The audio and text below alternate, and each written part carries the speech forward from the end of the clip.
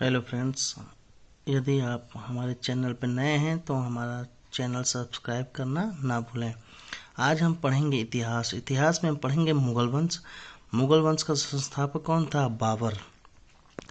बाबर काबुल के पास एक छोटे से राज्य फरगना का शासक था। बाबर बहुत महत्वाकांक्षी व्यक्ति था। वह फरगना के छोटे से राज्य से संतुष्ट नहीं था। तब वह भारत की ओर देखा। भारत चंगेज खां और तैमूर लंग का वंशज था। ये दोनों अपने समय में भारत पर आक्रमण कर चुके थे। बाबर अपने पूर्वजों की कहानियां सुन रखी थी। ये सब भी भारत पर आक्रमण करने के लिए प्रेरित किए। पानीपत का प्रथम युद्ध 1526 ईस्वी में बाबर और इब्राहिम लोदी के बीच हुआ था। इसमें बाबर विजयी हुआ था। पानीपत का युद्ध बाबर का 5वां आक्रमण था। इससे पहले वह 4 बार भारत के सीमावर्ती प्रदेशों पर आक्रमण कर चुका था, लेकिन सफल नहीं हुआ था।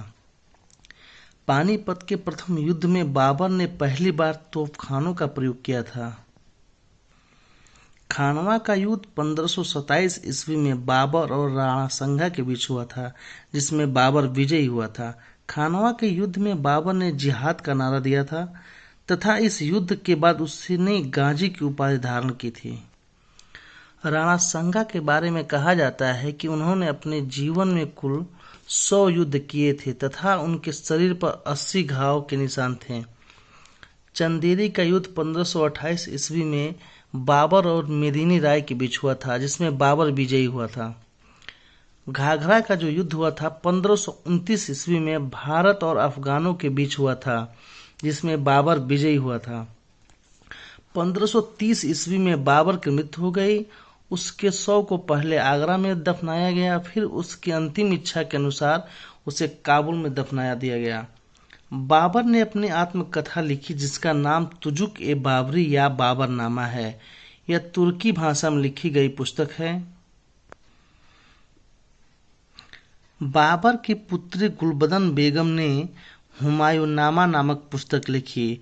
यह बाबर के बारे में जानने का सबसे प्रामाणिक स्रोत माना जाता है। बाबर की युद्ध की पद्धति तुगलगमा युद्ध पद्धति थी। बाबर ने अपने सबसे बड़े पुत्र हुमायूं को अपना उत्तराधिकारी बनाया। हुमायूं के बाद उसका सबसे बड़ा पुत्र हुमायूं शासक बना। हुमायूं के सामने कई समस्याएं थीं। अभी तक मुगल साम्राज्य संगठित नहीं था तथा खजाना भी खाली पड़ा हुआ था। हुमायूं एक आज्ञाकारी पुत्र था। बाबर ने हुमायूं से अपने भाइयों से अच्छा व्यवहार करने को कहा था तथा अपना राज्य अपने भाइयों में बांट देने को कहा था। हुमायूं ने ऐसा ही किया। यह उसकी सबसे बड़ी भूल थी, क्योंकि संकट के घड़ी में उसके भाइयों ने साथ नहीं दिया। हुमायूं के सामने सबसे प्रमुख चुनौती अपने अफगान शत्रु थे, जो अभी भी यह मानने को तैयार नहीं थे कि दिल्ली पर मुगलों का शासन था। उनमें सबसे प्रमुख था शेरशाह। शेरशाह कहता था, किस्मत ने मेरा साथ दिया तो एक दिन मुगलों को भारत से खदेड़ दूंगा। हुमायूं ने दिन पनाह नामक किले का निर्माण कराया। हुमायूं के अभियानों का क्रम निम्नलिखित है: कालिंजर, चुनार, गुजरात, चुनार, बंगाल, चौसा, कन्नौज। चौसा के युद्ध में हुमायूं की सेनाएं गंगा और कर्मनाशा 2 नदियों के बीच फंस गई थी। चौसा के युद्ध में हुमायूं की सेनाएं गंगा और कर्मनाशा की नदियों के बीच फंस गई थीं। जब शेर शाह सूरी और हुमायूं के सैनिकों के बीच युद्ध शुरू हुआ, उसके सैनिकों ने अपनी जान बचाने के लिए गंगा नदी में छलांग लगा दी। हुमायूं की अधिकांश सेनाएं गंगा नदी में बह गईं। स्वयं हुमायूं भी एक भिश्ती मलाह के सहारे किसी तरह गंगा नदी को पार किया और अपनी जान बचाई। इस उपकार के बदले ही हुमायूं ने अपनी भिश्ती को एक दिन के लिए मुगल बादशाह घोषित कर दिया। कन्नौज के युद्ध के बाद हुमायूं शेर शाह के डर से अपनी रानियों को पंजाब में अमरकोट के राजा बिरसाल के यहाँ छोड़कर सिंध चला गया और उसे निर्वासित जीवन बिताना पड़ा। 1555 ईस्वी में मछीवाड़ा के युद्ध के बाद हुमायूं का एक बार फिर से आगरा एवं दिल्ली पर अधिकार हो गया, लेकिन हुमायूं ज्यादा दिनों तक जीवित नहीं रहा। एक दिन दीनपनाह के पुस्तकालय की सीढ़ियों से उतरते समय पैर फिसल जाने के कारण फरवरी 1956 ईस्वी में हुमायूं की मृत्यु हो गई। इतिहासकार लेनपुल ने लिखा है, हुमायूं जीवन भर लड़खड़ाता रहा और अंत में लड़खड़ाते हुए ही उसकी मृत्यु हो गई। हुमायूं का मकबरा कहाँ है? हुमायूं का मकबरा दिल्ली में है। शेरशाह। शेरशाह के बचपन का नाम फरीद था। बचपन में एक शेर को मारने के कारण इस शेर खां की उपाधि दी गई और चौसा के युद्ध में हुमायूं को पराजित करने के बाद इसने शेरशाह की उपाधि धारण की। शेरशाह के वंश को द्वितीय अफगान वंश कहा जाता है।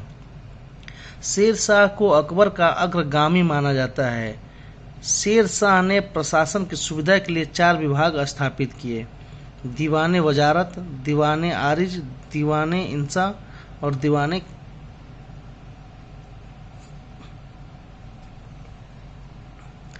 शेरशाह ने कुल 1700 सराय धर्मशाला का निर्माण कराया।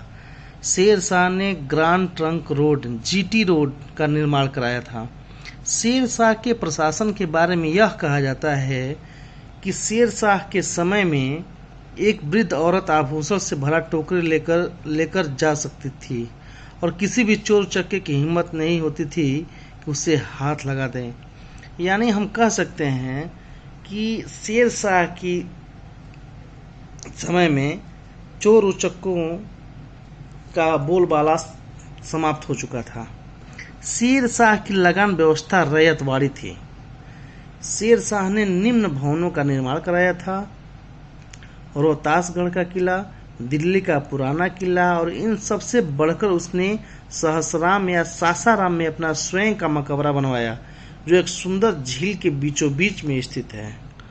1545 ईस्वी में कालिंजर अभियान के दौरान बारूद में आग लगने के कारण झुलस जाने से शेरशाह की मृत्यु हो गई, लेकिन मरने से पहले शेरशाह को कालिंजर विजय की सूचना मिल चुकी